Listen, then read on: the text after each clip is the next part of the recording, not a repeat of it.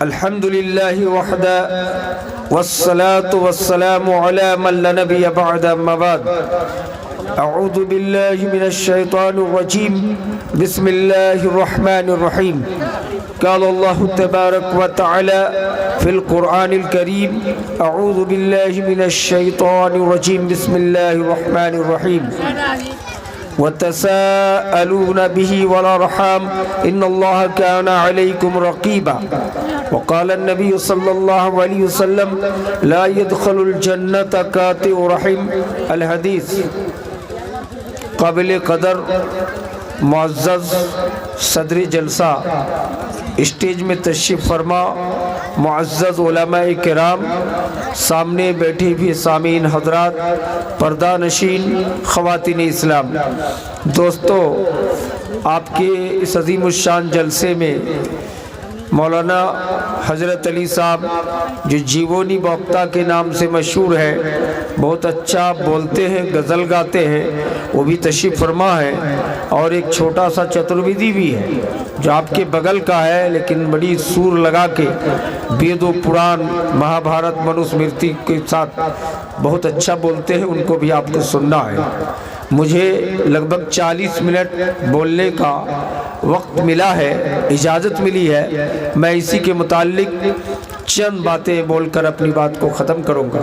یہ یاد رکھیے کہ 40 منٹ میں 40 حدیث کا ٹکڑا، یعنی مکمل حدیث پڑھنے جائیں تو 2-3 حدیث ہی میں 40 منٹ بیت جائے گا، لیکن میں کوشش کر رہا ہوں کہ اس بیچ میں اب 40 قسم کی حدیثیں سماعت فرما لیں۔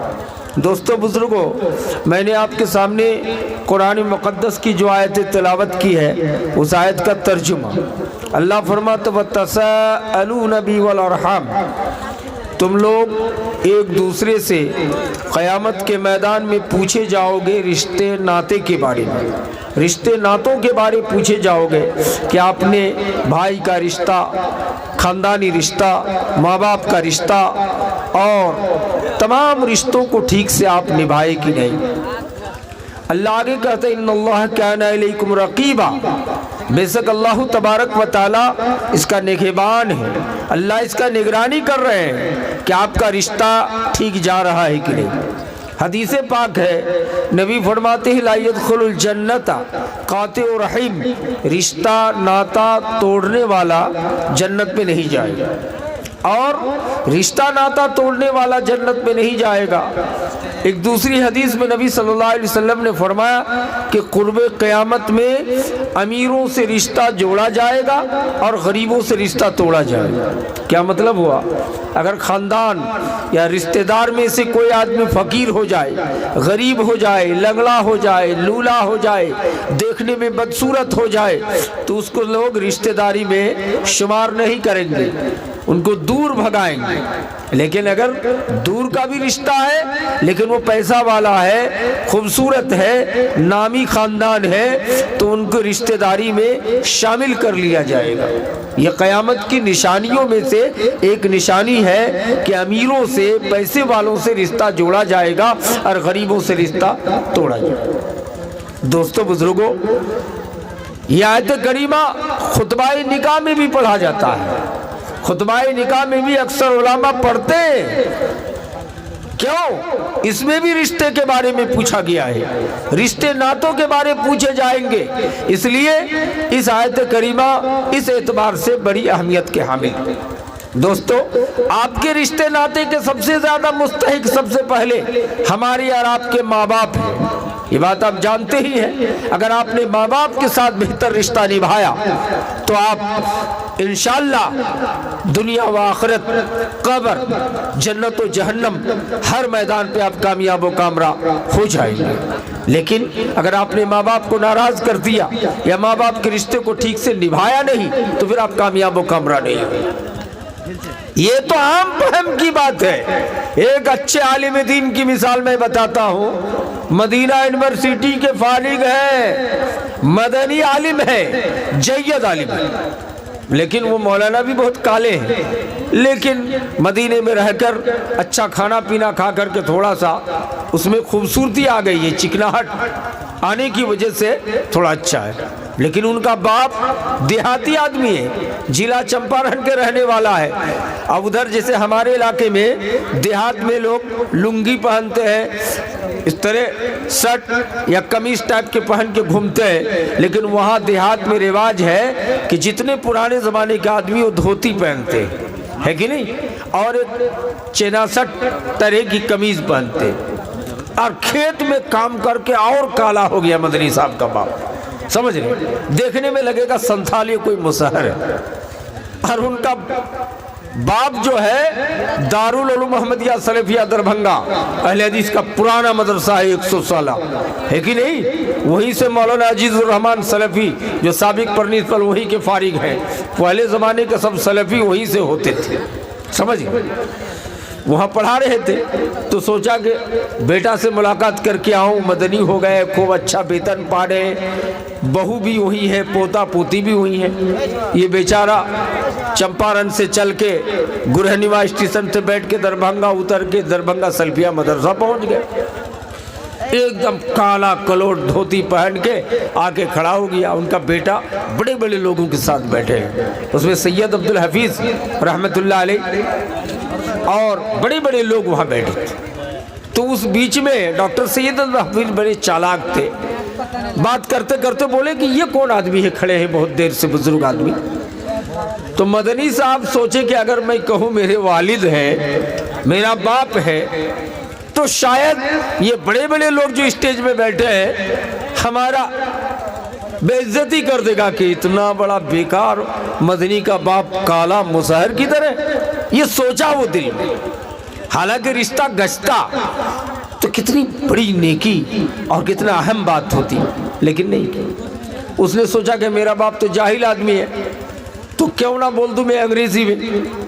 تو ڈاکٹر سید عبدالحفیظ کو بولے کہ میں سرونٹ، بڑھوا تو کچھ نہیں جانتے تھے، 10 منٹ کھڑے رہے، دیکھا کچھ نہیں ہوا، تو مدرسے کے گیٹ میں چلے گئے، تو وہاں طلبہ سب پڑھنے والا بچے سب آ رہے تھے جا رہے تھے، تو ان سے پوچھا وہ اپنے والی متھلا زبان میں کہ بوا ادھر سن، تو سنا کمائے سرونٹ مانا کتھی بھیل، متھلا زبان میں پوچھا، تو کہا مائے سرونٹ مانی میرا نوکر۔ اب بتائیے وہ باپ اپنے بیٹے نے باپ ماننے سے انکار کر دیا، وہیں سے واپس چلا گیا ٹرین پکڑ کے۔ آدھے گھنٹے کے بعد مدنی صاحب اپنے باپ کو چپ کے تلاش رہے کہ کدھر گئے، وہ اب رکنے والا ہے، گھر جا کے سویا ہے، بیوی پوچھ رہی ہے کہ کیا بات ہے، لگتا سوگ ویکت کر رہے ہو، بیٹا کو دیکھنے گیا تھا، پوتا پوتی کو دیکھنے گیا تھا، کیا ہوا، اور زاروں قطار رونے لگے، کہنے لگے کیا پوچھتی ہو، جس بیٹے کو میں نے اپنے خون و پسینے سے پڑھانے کا کام کیا تھا، یہ وہ بیٹا ہے، جب مدرسہ پڑھنے کے لیے جاتا تھا اس بیٹے کا بکسا، اس بیٹے کا ایٹیچی اپنے سر پہ لے کے میں چلتا تھا، اور یہ بیٹا خالی ہاتھ میں بیٹے کے سر پہ کچھ لادنے نہیں دیتے تھے۔ آج اس بیٹے نے مدینہ یونیورسٹی سے فراغت کے بعد مجھ کو باپ ماننے سے انکار کر دیا ہے، بڑی محفل میں مجھے میں سرونٹ کہا، یہ میرا نوکر ہے، گھر کا کام کرنے والا نوکر ہے۔ روتے روتے ان کی حالت خراب ہو گئی۔ میرے بھائیوں، نبی کائنات 1650 سال پہلے بولے کہ رشتہ ناتا کا توڑنے والا جنت میں نہیں جائے گا۔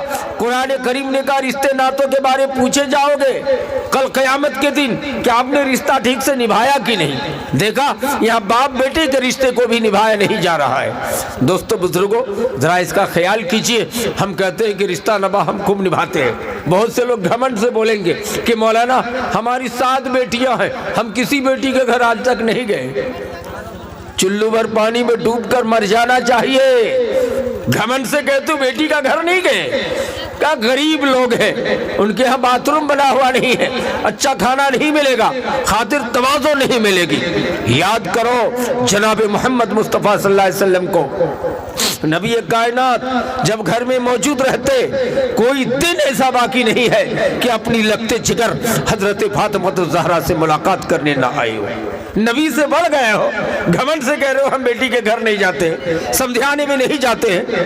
اگر کوئی چچیری خالہ ہے، اگر اس کے ساتھ آپ نے رشتہ داری نہیں نبھائی، پھوپھی ہے، چچا ہے، چچا ہے، چچیرا بھائی ہے، سسرالی رشتے کا کوئی ہے، اگر آپ نے رشتہ نہیں نبھایا تو آپ مومن نہیں ہیں، آپ مومن نہیں ہیں، آپ مومن نہیں ہیں۔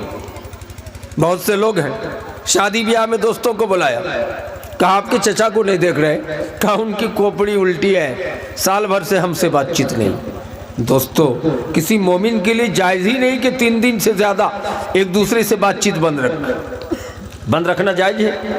نہیں۔ تو پھر آپ اتنے دنوں سے چچا سے بات کیوں نہیں کر رہے؟ آپ بھتیجا ہے، آپ کو ڈاؤن ہونا چاہیے، چچا سے معافی مانگ لینا چاہیے تھا، لانا چاہیے تھا۔ قیامت کی نشانی ہے، امام کائنات فرماتے ہیں کہ قرب قیامت میں غیروں سے دوستی جوڑا جائے گا، اپنوں سے رشتہ توڑا جائے گا۔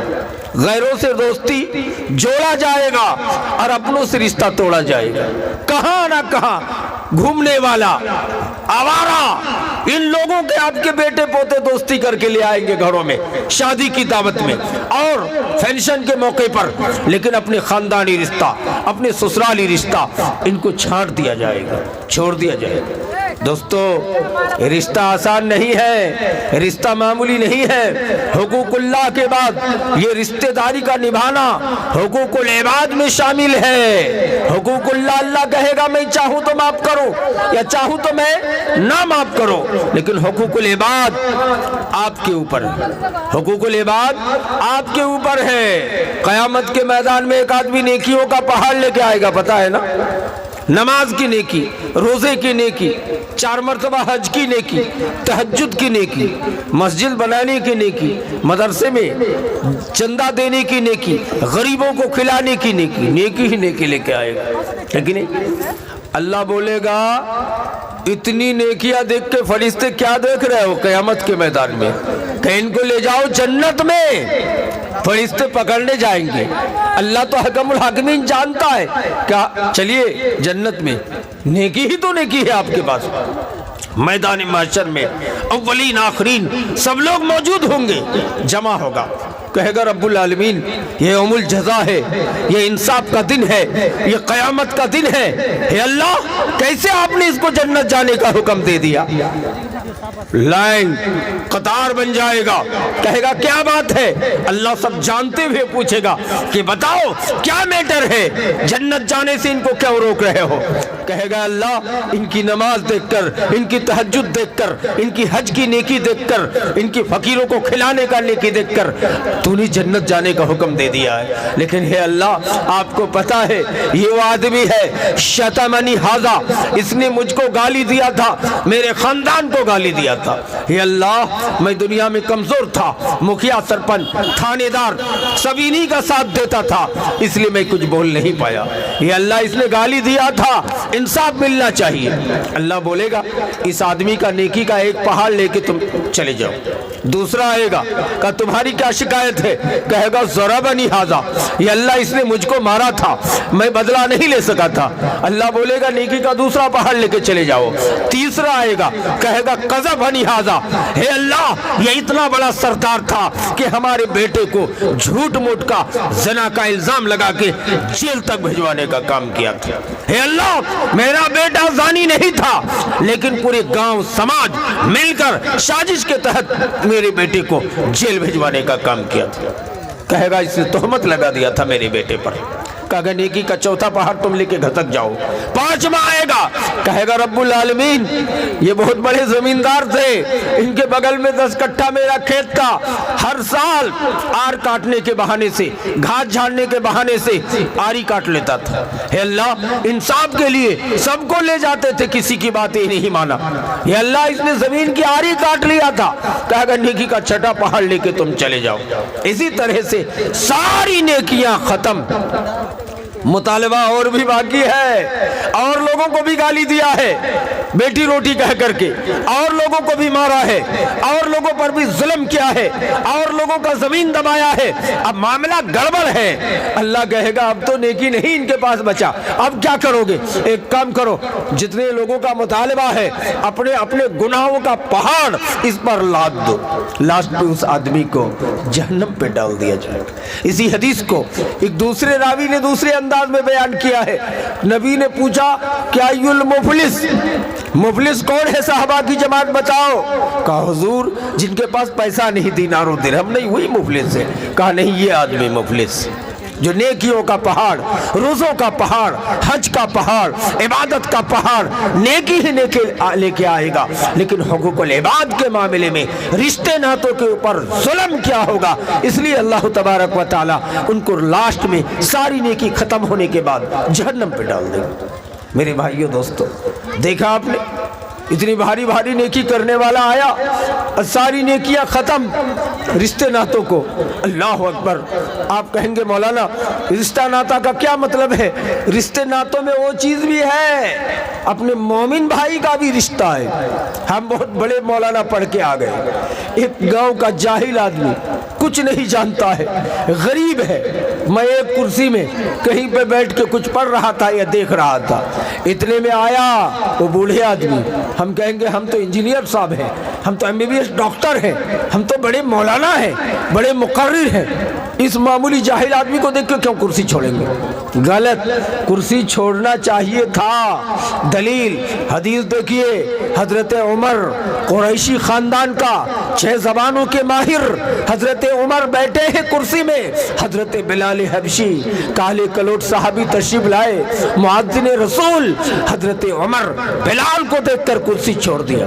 حضرت بلال زاروں قطار رونے لگے کہ امیر المومنین آپ دیش کے پردھان منتری ہیں، آپ خلیفۃ المسلمین ہیں، آپ قریشی ہیں، 6 زبانوں کے ماہر ہیں، آپ نے معمولی بلال کو دیکھ کر کرسی چھوڑ دیا، کیا ویسا آپ نے کیا؟ فاروق اعظم نے کہا تھا بلال جب نبی معراج میں گئے تھے تو آسمان میں جنت میں تمہاری جوتے کی آواز سن کر کے آیا تھا، عمر کی نہیں بلال کی سن کے آیا تھا، اس لیے بلال تم کو دیکھ کے میں کرسی چھوڑ رہا ہوں۔ یہ حدیث اس بات پر دال ہے کہ ہم اگر کتنے بڑے ہو جائیں لیکن کوئی بزرگ آدمی آ جائے تو ان کو دیکھ کر کرسی چھوڑ کر ان کو بیٹھانا چاہیے۔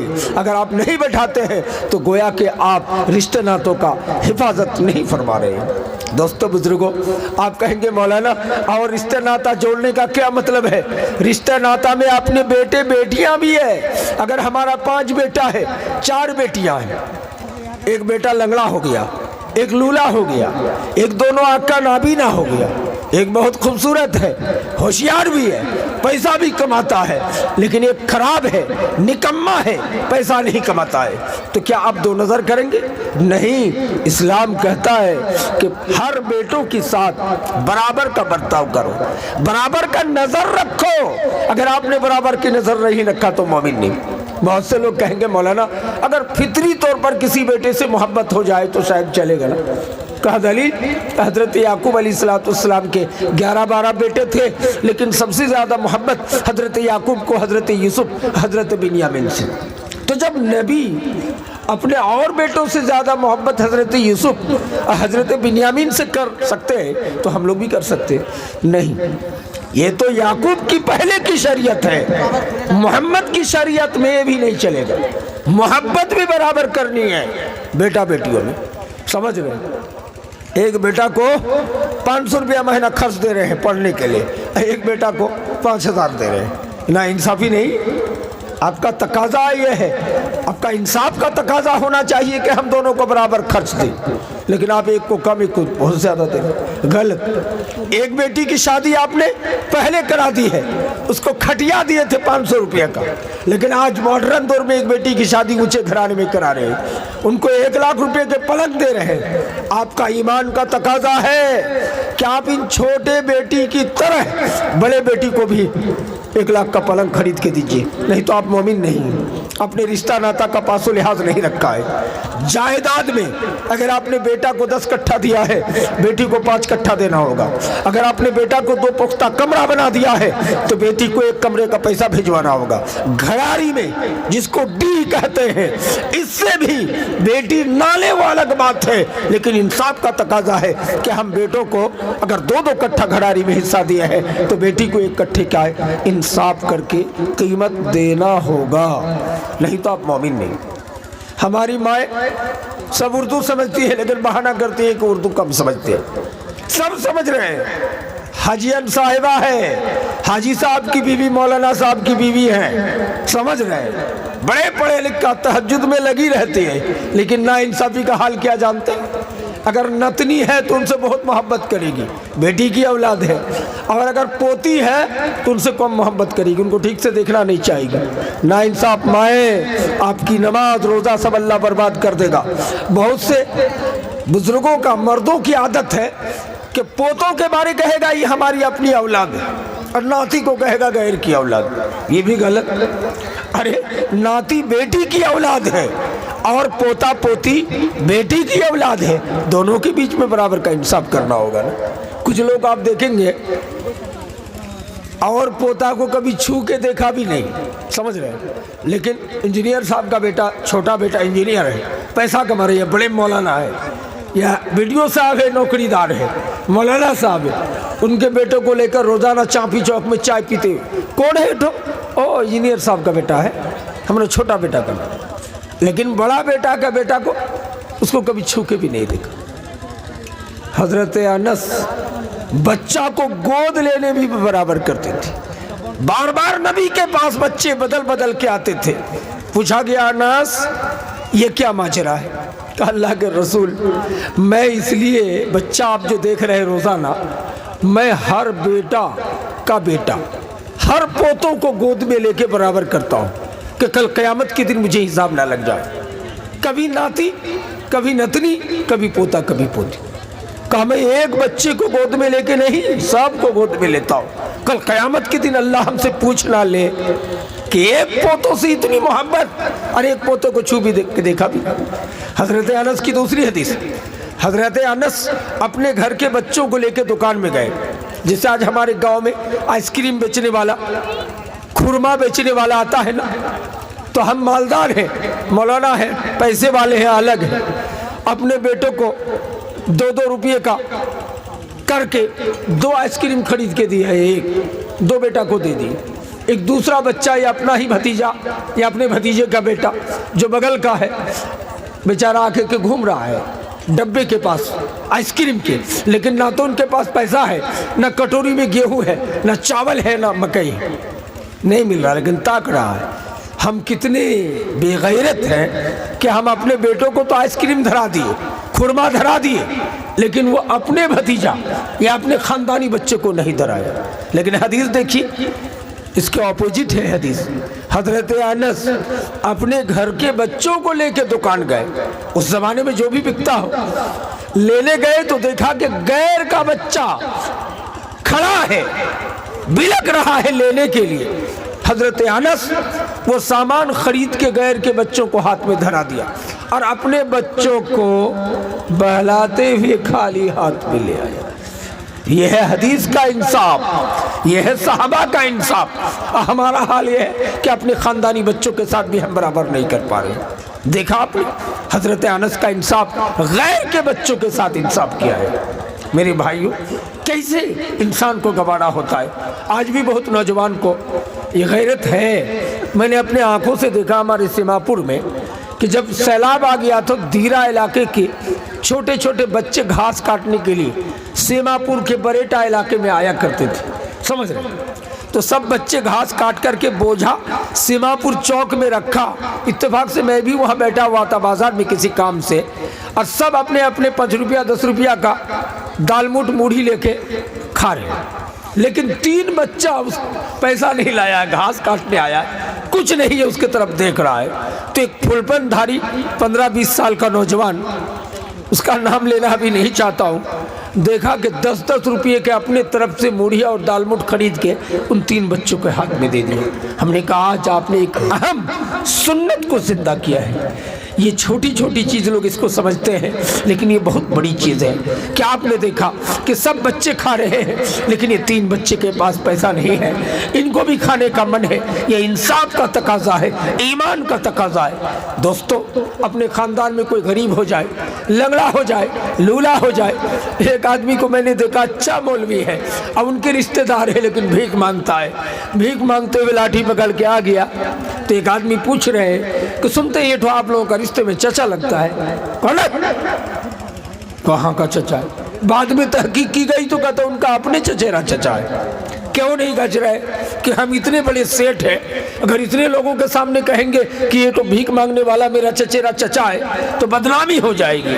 ہائے ہائے، امام کائنات 1650 سال پہلے بول دیے کہ قرب قیامت میں غریبوں سے رشتہ توڑا جائے گا اور امیروں سے رشتہ جوڑا جائے گا، لیکن رشتہ جوڑنے سے فائدہ نہیں، امیروں سے رشتہ جوڑنے سے جنت نہیں ملے گی، غریبوں سے رشتہ جوڑنے سے آپ کو جنت ملے گی۔ میرے بھائی، اپنی خالہ ہے، بھائی ہے، اس رشتے کو ہم آج چھوڑ دیتے ہیں اور غیر کے رشتے کو ہم جوڑنے کی کوشش کرتے ہیں۔ میرے بھائیوں، ہرگز رشتہ ناتا کو منقطع نہ کریں، رشتہ داری کو باقی رکھیں۔ چچیری خالہ ہو، چچیری چچی ہو، چچیرا چچا ہو، چچیرے بھائی ہو، ڈھونڈ ڈھونڈ کر اگر کوئی خاندان ہے آس پاس میں یا آس پاس سے باہر تو ان رشتوں کو باقی رکھیے، رشتوں کو بجا لائیے۔ بہن کے گھر چاہیے، خالہ کے گھر چاہیے، پھوپھی کے گھر چاہیے، رشتوں کو جوڑیے، رشتوں کو مضبوط کیجیے۔ اللہ نے قرآن میں کہا وَتَسَأَلُونَ فِي وَالْأَرْحَامِ، رشتے ناتوں کے بارے قیامت کے دن پوچھے جاؤ گے اور اللہ اس کا نگہبان۔ نبی نے فرمایا رشتہ ناتا توڑنے والا جنت میں نہیں جائے گا۔ اس لیے میرے بھائیوں، ہم کوشش کریں کہ اس رشتے ناتوں کو باقی رکھیں، رشتے ناتوں کو ہرگز ٹوٹنے نہ دیں۔ اور کچھ حدیثیں سن لیجئے، نبی کائنات صلی اللہ علیہ وسلم کا ارشاد گرامی ہے کہ رشتہ ناتا توڑا اس لیے جائے گا، جوڑا اس لیے نہیں جائے گا۔ کیوں؟ حضور اکرم صلی اللہ علیہ وسلم کو جبریل امین نے آ کے پوچھا کہ جبریل، مجھ کو قیامت کی نشانی، جبریل نے کہا نبی سے بتائیے، تو نبی نے کہا جبریل تم تو آسمان کے پاس، اللہ کے پاس سے آئے ہو، آسمان سے، ہم کہاں سے جانیں گے؟ کہا نہیں، آپ کچھ قیامت کی نشانی تو بتا دیجیے۔ جبریل وزید ہو کے بولے نبی اخبرنی عن امارتہا، نبی آپ قیامت کی نشانی بتا دیجیے۔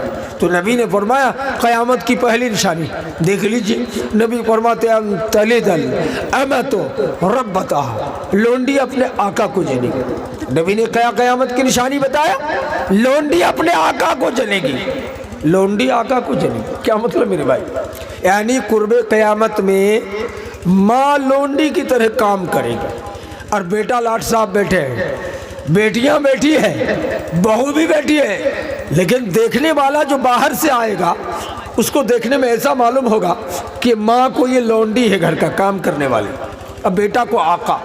نبی کا جملے کا اسٹائل دیکھیں، ان تلد الامۃ ربتہا، نبی نے پوچھا، نبی سے پوچھا گیا، جبریل نے پوچھا قیامت کی نشانی بتائیے، کہا لونڈی آقا کو جنے گی، لونڈی آقا کو جنے گی۔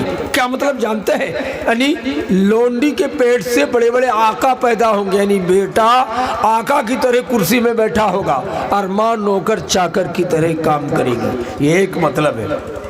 آج کل ہوتا ہے کہ نہیں؟ کہیں گے نہیں ہوتا ہے مولانا، ہم نے آنکھوں سے دیکھا ہے، بیٹا مدرسے میں پڑھ کے مولانا بن کے آ گیا ہے، انجینئر بن کے آ گیا ہے، نوکری مل گئی ہے، ویڈیو بن گیا ہے، آ کر کے بیٹھا ہے کرسی میں، کا 6 مہینے کے بعد آیا ہے ڈیوٹی سے، اور باپ اپنے ہاتھ سے گھاس کاٹ کے ایک بوجھا گھاس لے کر کے آیا اور اس کا کٹی کاٹ کے اٹھا اٹھا کے بھینسی کو، بیل کو کھلا رہے۔ بیٹا بیٹھ کے تماشا دیکھ رہے، کہا کہ ہم تو مولانا ہے، بنارس میں پڑھ رہے ہیں، نظمے میں پڑھ رہے ہیں، کہتا ہم تو ویڈیو صاحب ہیں۔ یہ بیٹا کیسا ہے؟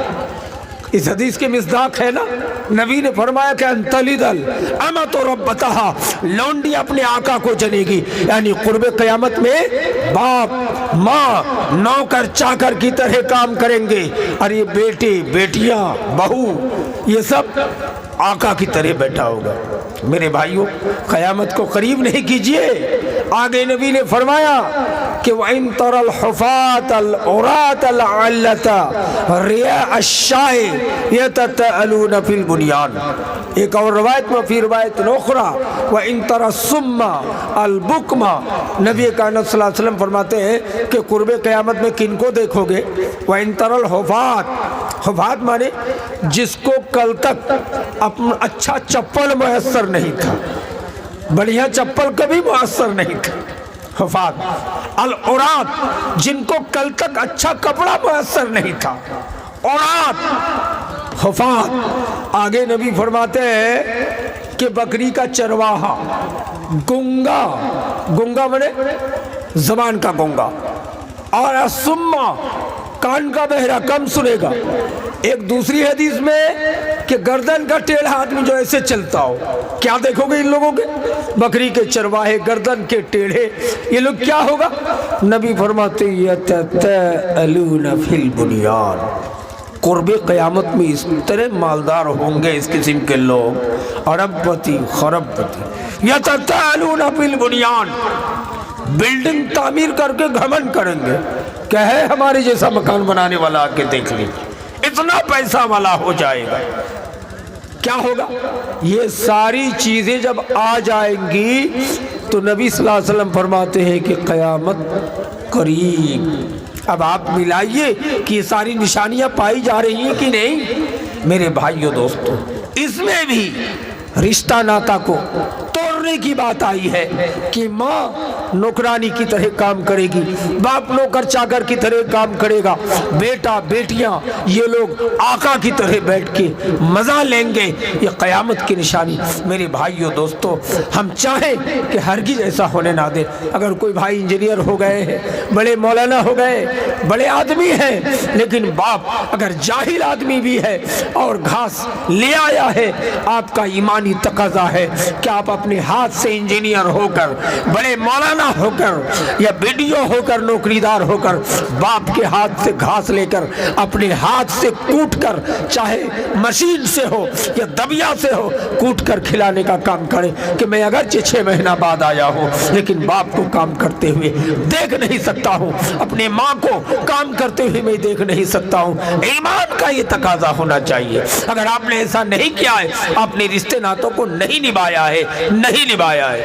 میری مائیں، آپ انصاف کرتی ہیں، ایک بہو کو سے اتنی محبت ہے کہ ان کو بار بار کھلائے گی۔ گھر میں میٹ مچھلی بنی ہے، پوری پیٹھا بنا ہے، جو بہو چھوٹی ہے بڑا دان دھیان لے کے آئی ہے، حجین صاحبہ تہجد گزار ہے، لیکن چپکے سے ایک مچھلی 2 مرتبہ ان کو کھلائے گی۔ اور جو بڑی بہو ہے، 10 بچے کی ماں ہے، غریب کی بیٹی ہے، پہلے سے آئی ہے، کچھ دان و خیرات نہیں لائی ہے، اس کو ماں دیکھنا نہیں چاہ رہی ہے، ساس ماں دیکھنا نہیں چاہ رہی ہے۔ کیوں؟ غریب کی بیٹی ہے، بچے زیادہ ہیں۔ میری مائیں، اگر آپ ناانصافی اس لیے کر رہے ہیں کہ غریب کی بیٹی ہے، ناانصافی آپ کر رہے ہیں دونوں چاروں بہوؤں کے بیچ میں، میری ماں، آپ کی نماز، آپ کا روزہ، آپ کا حج، آپ کی ساری عبادت کو اللہ رائے گا کر دے گا، بیکار کر دے گا۔ ایمان کی تقاضا ہے کہ ایک بوند، حضرت ابو ہریرہ رضی اللہ تعالیٰ عنہ کو نبی نے حکم دیا، معمولی دودھ لے آئے تھے، کہا ایک گھونٹ کر کے ہی صحیح، سب کو ایک طرف سے تقسیم کرو۔ یہ الگ بات ہے کہ نبی کا معجزہ ہے، نبی کے معجزہ کی برکت تھی کہ سب کو پلا دیا گیا، لیکن انصاف کا تقاضا ہے کہ برابر کرنا چاہیے۔ میں نے آج سے 30 سال پہلے بنارس اور دربھنگا کے سکھ و سید میں دیکھا ہے کہ ان کے گھر میں مالدار گھر بھی ہو تو جتنے گھر میں بچے اور بچیاں، بوڑھے، عورت، بہو، بیٹی ہیں، اگر گھر سے نتنی آئی ہے باہر سے تو کٹورا بڑھا دے گا، اگر میٹ مچھلی بنا ہے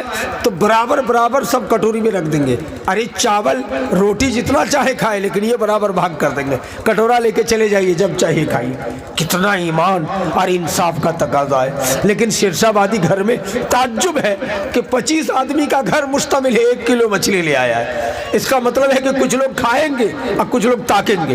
ناانصافی ہے۔ میرے بہو، میرے بھائیوں، دوستوں، میری ماں، آپ اگر برابر نہیں کر رہے ہیں تو قیامت کے دن آپ کو جواب دینا ہے۔ میری ماؤں کی یہ بھی عادت ہے، نتنی سے محبت کرے گی، پوتی سے نہیں۔ غلط ہے کہ نہیں؟ برابر کرنا ہوگا۔ پوتی بیٹا کی اولاد ہے اور نتنی بیٹی کی اولاد ہے، آپ کو برابر کا انصاف کرنا ہوگا۔ اگر آپ نے نتنی سے زیادہ محبت کر لیا پوتی سے نہیں تو آپ جہنمی ہو گئے۔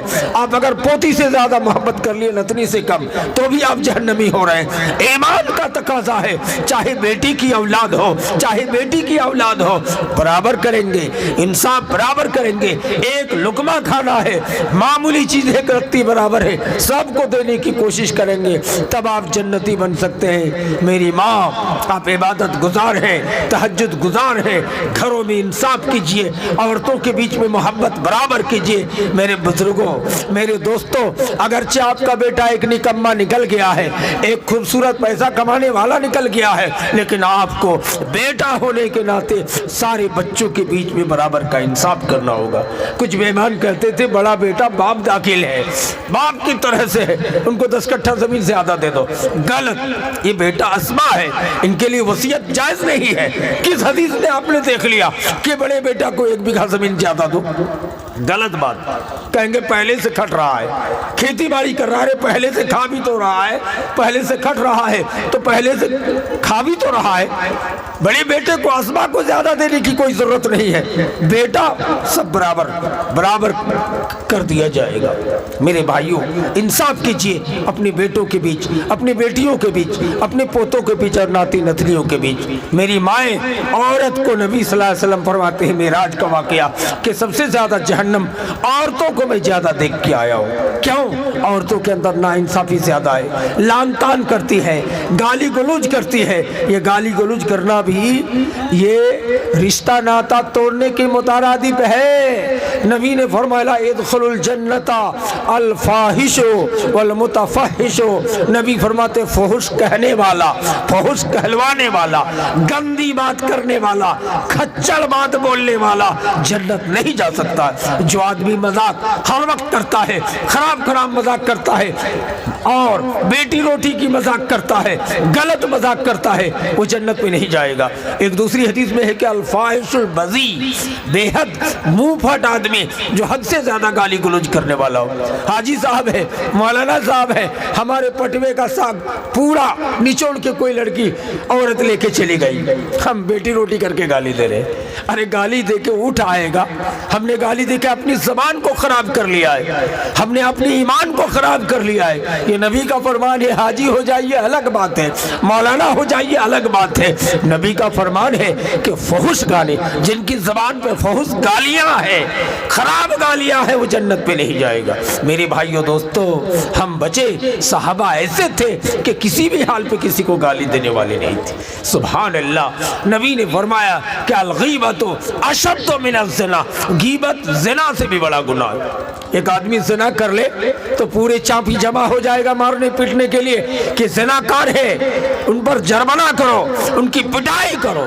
لیکن ہم اور آپ روز زنا کر رہے ہیں۔ کہیں گے مولانا کب زنا کیے؟ چاپی چائے ہوٹل میں، چوک میں ایک دوسرے کی غیبت کرتے ہیں۔ غیبت کرتے ہیں یعنی برائی، جو برائی موجود ہو وہ برائی ان کے پیٹھ پیچھے ہم کرتے ہیں بیٹھ کر۔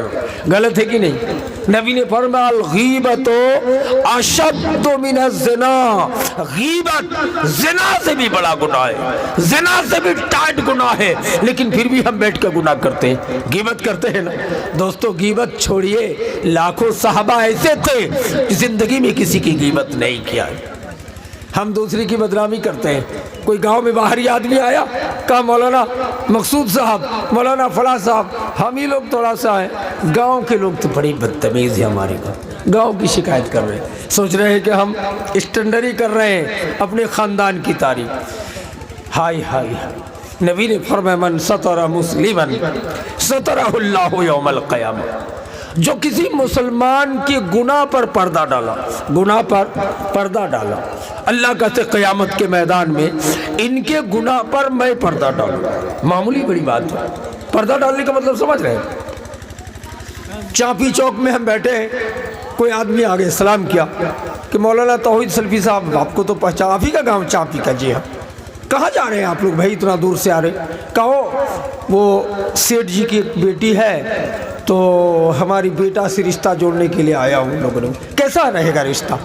ابھی تو گئے بھی نہیں۔ کہا وہ تو پیسہ والا ہے، چانپی آئے ہمارے گاؤں، ٹھیک ہے پیسہ والا ہے، لیکن تھوڑی سی بات یہ ہے کہ اس کے خاندان میں ایک بار زنا میں بھی پکڑا گیا تھا اور چور ڈکیت بھی کچھ لوگ تھے۔ نہ ابھی ٹھیک ہے جائیے، لیکن اتنی شکایت ہم نے کر دیا، جو رشتہ باہر سے آنے والا تھا ہم اپنے گاؤں سے رشتہ کو ایک جملہ کہہ کر پورے دودھ کی بالٹی میں ایک قطرہ پیشاب ڈال دیا کہ پہلے زمانے میں زنا میں پکڑا گیا۔ گویا کہ ہم نے دوسرے کی پردہ پوشی نہیں کی، ہم مومن نہیں ہیں۔ نبی فرماتے من ستر مسلمن، آپ نے کسی مسلمان کے پردے میں عیب ڈالا، نہیں بولا، ان کی اچھائیاں بیان کی، تو اللہ کہتا سترہ اللہ یوم القیامہ، اللہ قیامت کے میدان پہ ان کے گناہوں پہ پردہ ڈالے گا۔ میرے بھائیو دوستو، یہ آسان چیز نہیں ہے۔ ہم ایک دوسرے کے بارے میں بول بول کر چگلی کرتے ہیں، غیبت کرتے ہیں اور کہتے ہیں ہم اعلیٰ درجے کا مومن ہے، ہم پکا مومن ہیں، حج کر کے آئے ہیں، نماز پڑھتے ہیں، تہجد گزار ہیں۔ میرے بھائیوں، اپنی زبان کو کنٹرول کیجئے۔ نبی کائنات نے اسی لیے فرمایا تھا المسلم من سلم المسلمون من یدہ و لسانہ۔ نبی فرماتے کامل مسلمان وہ ہے جس کی زبان سے، جس کی ہاتھ سے مومن دوسرا مسلمان محفوظ رہے۔ ایک زبان پہ نبی کائنات نے کہا قریب آؤ، تم لوگوں کو میں جنت کی گارنٹی دیتا ہوں۔ یہ کون بول رہے ہیں؟ امام کائنات حضرت محمد مصطفیٰ صلی اللہ علیہ وسلم۔ صحابہ قریب ہو گئے کہ دو چیز کی گارنٹی دے دو، میں تمہیں جنت کی گارنٹی دیتا ہوں۔ صحابہ نے کہا دو ہی چیز کی گارنٹی میں جنت کی گارنٹی۔ قریب ہو گئے کہ آقا بولا جائے وہ کون سی گارنٹی ہے؟ نبی نے فرمایا نمبر ایک زبان کی کنٹرول، اس زبان کی کنٹرول کی گارنٹی دو، اور شرمگاہ کی حفاظت، یہ دو گارنٹی دو، میں تم سب کے لیے جنت کی ضمانت دیتا ہوں، جنت کی گارنٹی دیتا ہوں۔ میرے بھائیوں، میرے دوستوں، میرے بزرگوں، ہم مسلمان ہیں، ہم مومن ہیں، ہمارا ایمان کا تقاضا ہے کہ ہم حقوق العباد کے معاملے میں کسی دوسروں کو تکلیف نہ دیں، رشتے ناتوں کو ہرگز نہ توڑیں۔ اگر ایسا نہیں کرے، یاد رکھیے گا اللہ، حقوق اللہ کا معاملہ ہے تو اگر کتنوں بھی گناہ کیے ہو تو اللہ کہتا میری مرضی کی بات ہے، میں چاہوں گا تو معاف کروں گا۔ بخاری مسلم کی حدیث ہے، بنی اسرائیل کا واقعہ ہے کہ ایک بیسیا عورت جو بیسیا گیری کر کے آ رہی تھی، کتے کو پانی پلا دیا، جنتی ہو گئی۔ کیوں؟ اللہ کہتا ہے یہ شرک نہیں کیا تھا، یہ میرا معاملہ تھا، یہ حقوق العباد میں کوئی ظلم نہیں کیا تھا۔ میرے بھائیوں، دوسری حدیث ہے صحیح بخاری ہی کی کہ بنی اسرائیل کا ایک آدمی 99 آدمی کا قاتل، لاسٹ میں جو مولوی نے کہا تھا اللہ معاف نہیں کرے گا، اس کو بھی قتل کر دیا تھا، 100 اڑا دیا تھا، اس کو بھی اللہ نے جنت دیا تھا۔ اس بنیاد پر خالص توبہ کیا تھا اور حقوق العباد میں ظلم نہیں کیا تھا۔ میرے بھائیوں، تیسری حدیث نبی کائنات صلی اللہ علیہ وسلم نے فرمایا، یہ بھی حدیث بخاری مسلم کی ہے، بنی اسرائیل کی کہانی ہے کہ ایک آدمی نے اپنے بیٹوں کو وصیت کیا تھا کہ جب میں مر جاؤں گا تو میری لاش کو جلا دینا، جلا کے راکھ بنا دینا، مسل کے ہوا میں اڑا دینا، اللہ مجھ کو پکڑ کے نہیں پائے گا۔ لیکن اللہ حکم الحاکمین زندہ کیا۔ پوچھا ایسا کیوں کیے ہو؟ کہا اللہ تیرے ڈر سے۔ رب العالمین کہے گا یہ شرک بھی نہیں کیا تھا، حقوق العباد میں بھی کسی پر بندوں پر ظلم نہیں کیا ہے، کسی کو غلط تماچا نہیں لگایا ہے، کسی کو گالی نہیں دیا ہے۔ جاؤ، تم نے اپنے اللہ کے ڈر سے ایسا کیا ہے، جاؤ تمہارے گناہ خطاؤں کو معاف کر کے میں نے تم کو جنتی بنا دیا۔ میرے بھائیوں، میرے دوستوں، یاد رکھیے حقوق العباد کا معاملہ آپسی بات ہے، اس لیے جنازہ رکھنے کے بعد اعلان ہوتا ہے کہ میرے باپ کو اللہ کے واسطے معاف کر دیجئے، اور میرے باپ پر کسی کا لین دین باقی ہو تو میں ان کا بیٹا دینے کے لیے تیار ہوں۔ کبھی کرتے ہوئے دیکھے ہو اعلان کہ میرا باپ شرابی تھا دعا کر دیجئے، میرا باپ بے نمازی تھا دعا کر دیجئے، میرا باپ فلاں تھا دعا کر دیجئے، ایسا کوئی نہیں بولتا ہے۔ لیکن جنازہ رکھنے کے بعد اعلان ہوتا ہے کہ میری باپ کی زبان ہاتھ سے کسی کو تکلیف پہنچے تو اللہ کے واسطے معاف کر دیجئے، اور میرے باپ پر کسی کا لین دین باقی ہو، قرض ہو، تو میں اس کا بیٹا دینے کے لیے تیار ہوں۔ میری بھائیوں، میرے دوستوں، میرے بزرگوں آپ یاد رکھیں کہ دنیا میں حقوق اللہ کا معاملہ معاف ہو سکتا ہے، معاف کیا جا سکتا ہے، یہ اللہ کی مرضی پر ہے، لیکن حقوق العباد کا معاملہ انسان پر آدھارت ہے، انسان پر منحصر ہے۔ اگر آپ ایک دوسرے سے معافی لے لیے ہو، اس لیے آپ کوشش کریں کہ ہم حقوق العباد کے معاملے میں کوتاہ نظر نہ آئے۔ حقوق العباد میں نمبر 1 پوائنٹ، اپنے ماں باپ، اپنے بھائی، اپنے خاندان رشتہ داروں کو تکلیف نہیں دیں گے۔ دوسری بات کہ ہم اپنے بچے، اپنی اولاد اور پوری خاندان کے ساتھ برابر کا برتاؤ کریں گے، بیٹا بیٹی پوتی سب کے ساتھ انصاف کریں گے، اور ہم ایسا ہرگز آج سے نہیں کریں گے کہ اپنے بیٹا کو ایک آئس کریم دھرا دے اور گاؤں کا بچہ خالی ہاتھ میں چلا جائے۔ ایمان کا تقاضا ہے، 2 روپے کی بات تھی، 10 روپے کی بات ہے، جو بھی بچہ رہے آپ کے بچے کے ساتھ ان کے ہاتھ بھی حدیث کے مطابق دے دیا کریں۔ اللہ تعالیٰ سے دعا ہے رب العالمین ہم تمام مسلمانوں کو حقوق العباد کے معاملے میں پکا سچا اترنے کی توفیق عطا فرمائے۔